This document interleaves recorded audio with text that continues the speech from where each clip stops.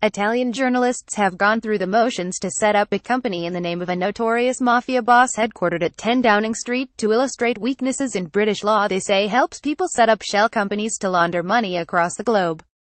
Reporters at Il Sole 24 say they were moments away from spending £12 to register the company at the Prime Minister's address with Companies House under a false name with no real proof of who they were. Describing the stunt as a provocation, the newspaper said, "There is nothing easier than creating ghost companies that can hide illegal activities or recycle money, under Britain's liberalised corporate registration system." But Companies House, which is responsible for the registration of companies, says that had the reporters completed the registration process, which was not carried out to avoid breaking the law, the authorities' automatic systems would have stopped the registration from going through.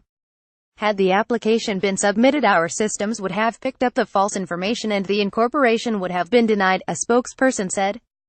The journalists initiated the investigation after British overseas territories dominated the map of tax havens in the Paradise Papers leaks, with some MEPs accusing the UK of holding up EU efforts to crack down on tax dodging. The British government says it supports EU efforts to set up a tax haven blacklist, but behind the scenes UK officials are reportedly arguing against the inclusion of UK jurisdictions like the Cayman Islands and Bermuda, as well as against strict enforceable sanctions against countries on the list.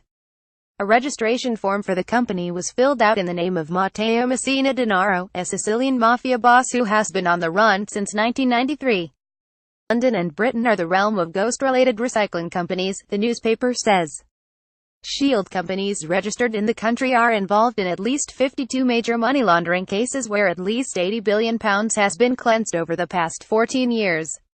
Though Britain has rules on the registration of beneficial ownership of companies, a lack of resources and controls on the list means that obviously fake companies face few obstacles. The journalists say they stopped the process before paying £12 so as not to break laws that could have seen them sentenced to 2 years in jail. The paper argued, Companies House, the body that manages and supervises the company's register, has neither the men nor the means to verify the reliability of the information that is entered at the time of the registration of a new entity. The European Commission is backing 3 EU-wide policies aimed at stopping tax avoidance, a blacklist of global tax havens backed by sanctions, new transparency rules for tax intermediaries, bankers, and lawyers, and mandatory country-by-country reporting for profits.